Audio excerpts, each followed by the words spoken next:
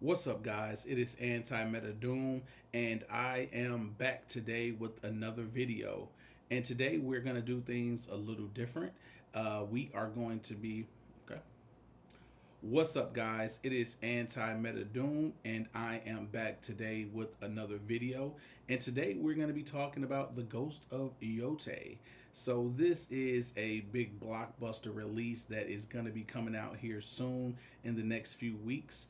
And it's going to be pretty big. I think it's going to be a pretty big release, and I think it's going to have some good sales. So, since a lot of the copies have went out to reviewers, and a lot of different websites have been able to cover the game, kind of give their thoughts and opinions on it, I thought this would be a great time to do a review roundup as the game is on the horizon, and I plan on picking this game up day one. So I wanted to do a quick video over what is the consensus right now with the reviews of Ghost of Yotei coming out.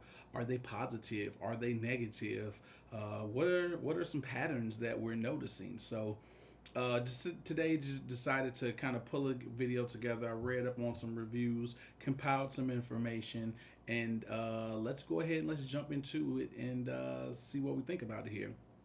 Now, before we do that, I do want to talk a little bit about my history with the series Ghost of Tsushima, and now here Ghost of Yotei. So I did not play Ghost of Tsushima. I think I may have played maybe a trial version of the game or a trial version of the multiplayer, and literally less than an hour in the game. So for me, all of this is completely new to me. I don't know how the game works, how the game plays, how it feels, but I have heard a lot of great things about Ghost of Tsushima as well as Ghost of Yotei now. So for me, I'm really looking forward to like kind of jumping into some of the combat that people are talking about. It's so smooth and polished, and interact with the story. Now, this year was my first year playing an Assassin's Creed game, so I was able to kind of get an idea of what this gameplay mechanics, what some of these loops looks like, especially in this setting. So I will have a that's kind of going to be my barometer in which I compare it to, since they are very similar games. So yeah, that's kind of my history with the game. What I know about it, I know fans are have been happy with it. So I am interested to see what all the hype is about. So first things first, let's go ahead and let's talk about some positives that this game is receiving. So a lot of reviews have been coming out, and a lot of them have been very, very positive. And a few things have emerged from a lot of the different reviews.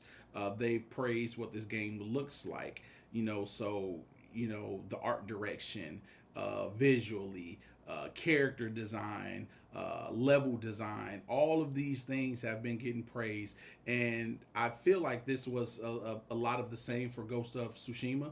I think this has been something that Sucker Punch has done well in both of these games, and this is quite honestly something I expected. Another thing that people have been praising is the combat and the gameplay mechanics, the gameplay loops. So different ways to interact with your weapons, how they're guiding you through the world, different things like that. So the combat, and those gameplay mechanics have been something that people have been raving about throughout these reviews. And one of the last things that I've noticed in all of the reviews that I've read is the storytelling. As you can see right here, it's very cinematic. The characters' performances are done really well, both in English and the native language of the game. So I am really looking forward to jumping into some of those things. So since we kind of spoke on what the positives were, let's talk a little bit about some. Let's get some specifics. Let's get some game quotes here. Now, this is from Gene Park of the Washington Post, and he says graphically, Ghost of Yotei sets a new bar for immersive environments capturing both beauty and atmosphere. So I really like that, because that means that they took a lot of time developing the world around the characters, and the world around you and how you interact with it is almost as important as the character itself. That could really make or break a game. So I'm really happy that that is something that people are, laminating, and that's something that they want, they want people to know.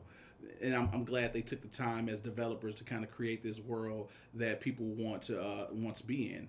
And another quote here from Chris Tapsell of Eurogamer. He says the landscapes are breathtaking, and the attention to detail in every village and mountain makes the world feel alive. So again, attention to detail, grass swaying, NPCs walking, interacting, just a lot of different ways that you can kind of go and make that art direction and visually make that game look good, as well as make sure that this world feels alive.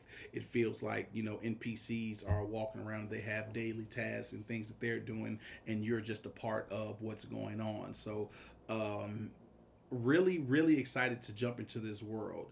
Now, again, let's talk about another positive thing that I've been noticing, and that's the combat, and that's the gameplay mechanics.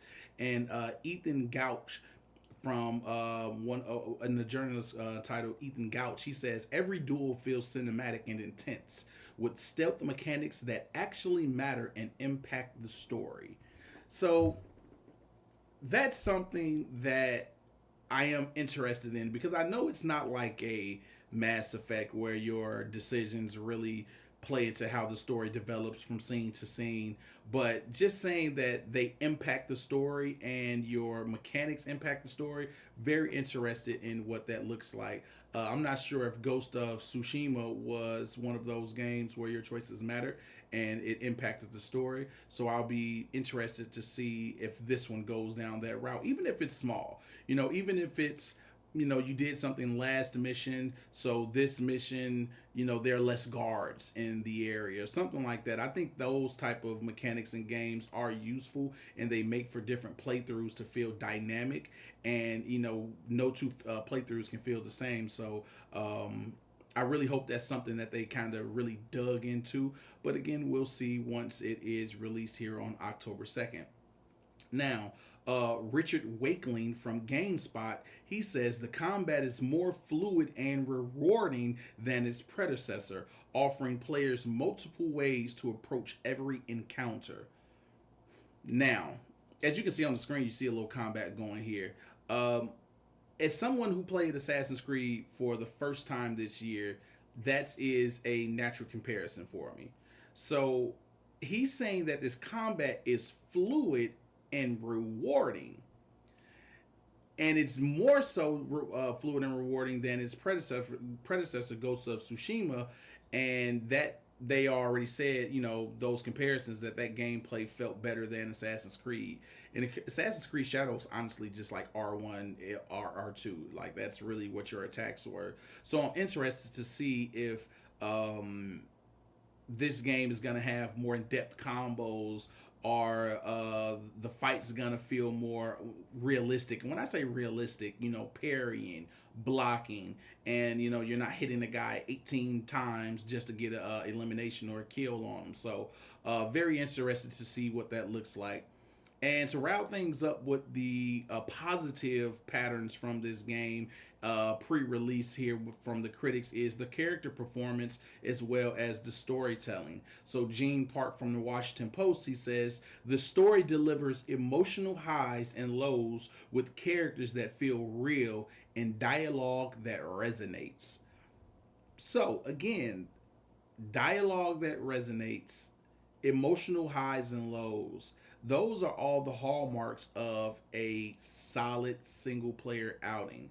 In single player games, they need to make you feel connected to that character. They need to make you care about that character and the surrounding characters, the supporting cast. So I really like that it's saying that there are emotional highs and lows. That means that a lot of the decisions that we make is going to, have, emotional impact on our characters and the characters around them. So very interested to see what that looks like in the game.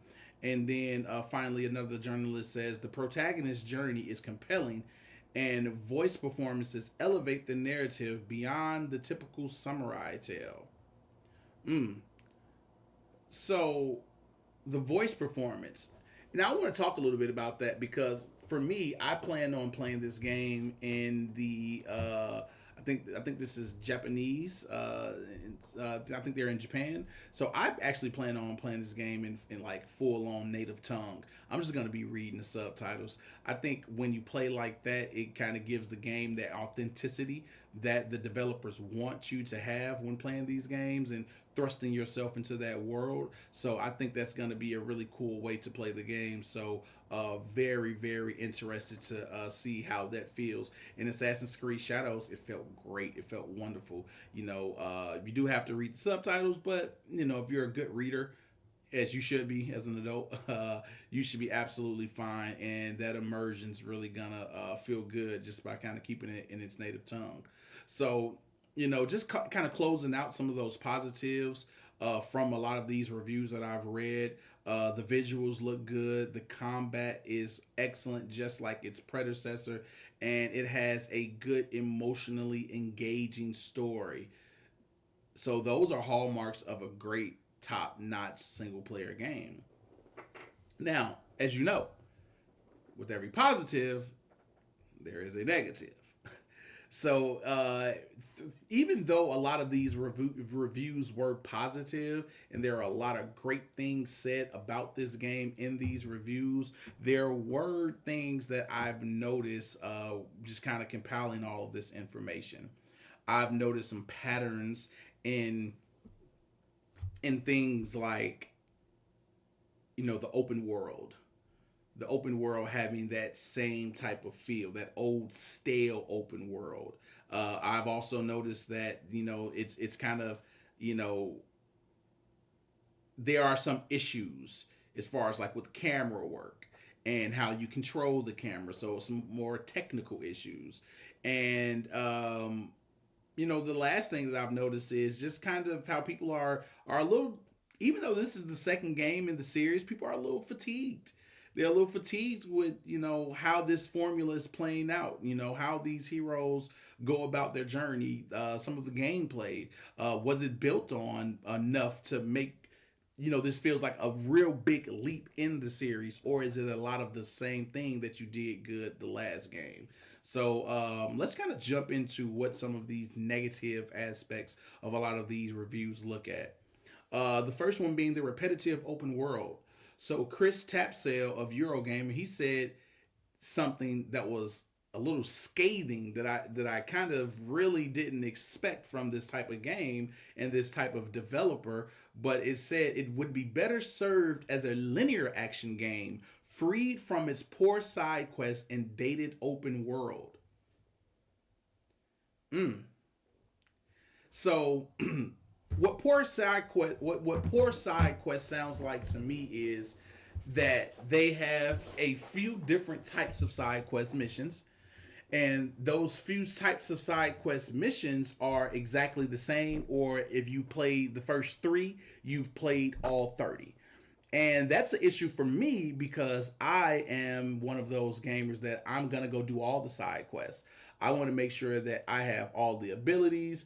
I'm not a completionist, but my first playthrough, I am definitely trying to complete as much as I can before I get fatigued. And a lot of that's because the next time I play games, I like to do new game plus. So I want to kind of have as many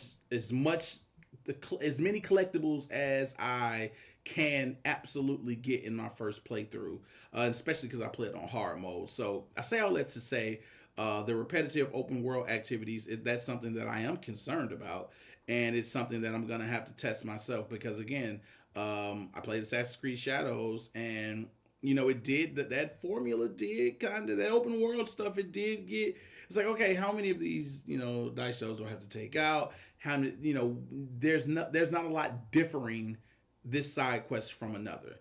So yeah, man, that's something that I am concerned about as a semi completionist. Just those open world activities becoming repetitive really fast.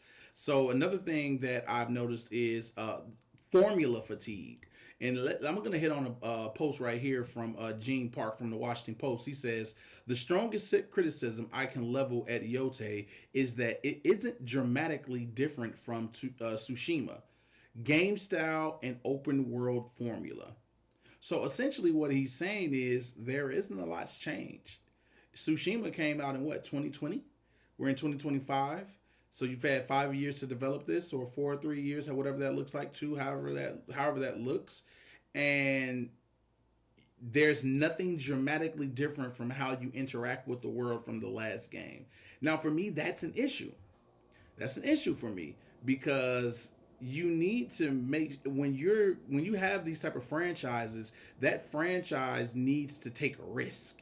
That franchise needs to implement things from the first game that implement things in that second game that the first game wouldn't even, it wouldn't even have been an option to. It wouldn't even been a thought to do.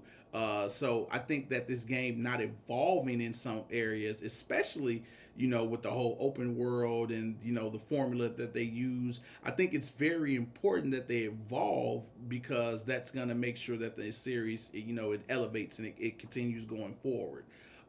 So that is something that I'm concerned about. However, I didn't play Ghost of Tsushima, so all of this is going to be completely new to me. But I do think that is something important to mention. Now, let's talk about some technical issues and some design issues. So the one thing that really, really bothers me and really makes me think like, okay, this is going to be an issue for me. Richard Wakeling of GameSpot, he says the camera isn't an occasional hindrance during combat. Now, I don't know how many of you guys play things like God of War, Assassin's Creed, Lives of P, or any type of Souls like or whatever the case may be, any type of third person action game. The camera is very important. Now, for me, I prefer a nice tight camera that follows me over my shoulder and it's always in front of me and it's looking at my enemies, and I don't have to do a lot of the heavy lifting for the camera. Some games require you to control the camera with your right thumb with the right stick. So it seems like this game is kind of leaving that camera work up to you, and you're rotating that stick around and understanding where the camera needs to be, when it needs to be, why it needs to be, and how it needs to be, which is fine, but it also takes away from the combat.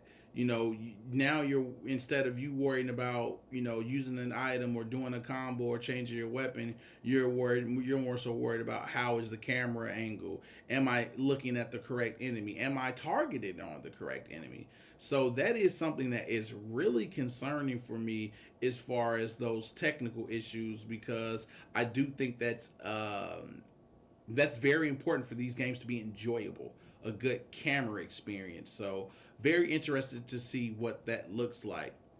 Now, I just kind of talked about this a little bit, but just based on my reviews, I think the two biggest things that I'm most concerned about for this game, picking it up day one, is the camera. And kind of from what I just said, you're more so controlling that camera, thinking about how that looks as opposed to worrying about combat, doing parries, doing skills, doing abilities, taking out enemies, so forth and so on. I think that is a very big problem, and hopefully it's not, hopefully it's not as bad as that reviewer said. Hopefully it is not as bad. Another big issue for me, or something that I'm really concerned about, is the open world fluff. So again, I'm a semi completionist. I want to get in there and I want to do as much stuff as I can in these games. I want to put 100 hours in there and really play and see how the developer intended for this game to be played. So open world fluff and having repetitive open world formula, that is kind of concerning. I'm not really more so worried about the game formula because I didn't play the first one, so all this is going to be new to me. But repetitive open world activities, not really high on my list of things to be excited about. Now, my final thoughts, or going into my final thoughts, one question I had to ask myself is, based off of what I've read, based off of all the information that I have gathered, do I think that this game will live up to the hype? Well, first of all, very, very rarely do games live up to the hype. Uh, second games in series are always hard because you're trying to find that balance of um, new things to implement, new mechanics to implement, while also keeping the base fan, the fan base, that kind of made the game popular, keeping them happy with some of the things that you've done in the prior games. So it's a balance that must be struck, but it is something that I think is possible with a studio like this. So I do think it's gonna live up to the hype, and I do think it's gonna sell well. I do think it's going to be a good performer for Sony. I think they're going to get their money back, and I think especially when the multiplayer mode drops in 2026, I think they're going to bring a whole bunch of more players back in, add in some more DLC, and then you got everybody back in there. So I do think the hype is real. I do think that this is going to be a good performer for PlayStation, and I expect it to, outperform its predecessor. Now, hype levels for the game for me, I am a 9 out of 10. I'm still very excited about this game, man. I look forward to jumping into combat and mastering the combat, getting better at the combat, getting some nice parries, some one-shot kills, um, or one-hit kills, I should say. So I'm really looking forward to jumping into combat, mastering it, getting in on the hardest mode, and really seeing how the developers intended for this game to be played. Um, then the other thing I'm really excited about is the multiplayer. So since I'm going to be picking this up day one, I should be pretty good by the time multiplayer rolls around. So I'm going to be very interested to see what it looks like to go into the multiplayer mode. Say on the hardest mode with three other people, leveling up abilities. What does that look like? What do the missions look like?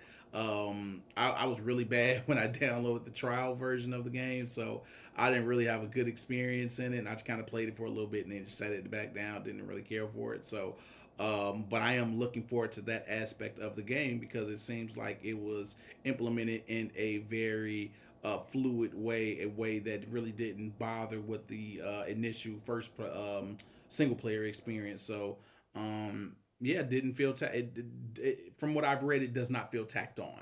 So really looking forward to that. So yeah, that's gonna be the review roundup here, guys.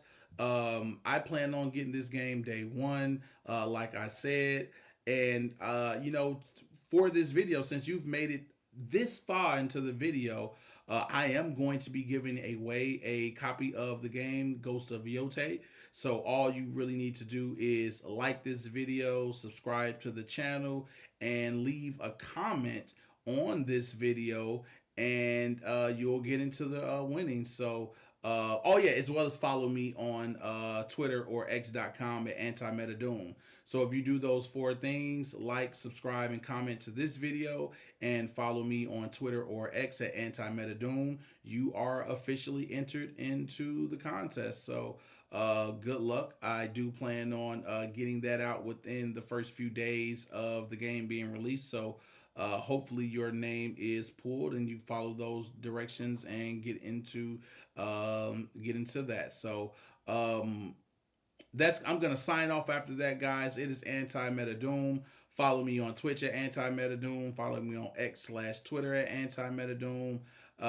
And kind of keep up with the journey because again, I do plan on doing some tips and tricks videos for this game, some build videos, and just kind of really diving deep into the game, making some different content on it. So thank you guys for watching it. Like, subscribe, comment, all that good stuff between, and we will see you guys in the next video. Peace.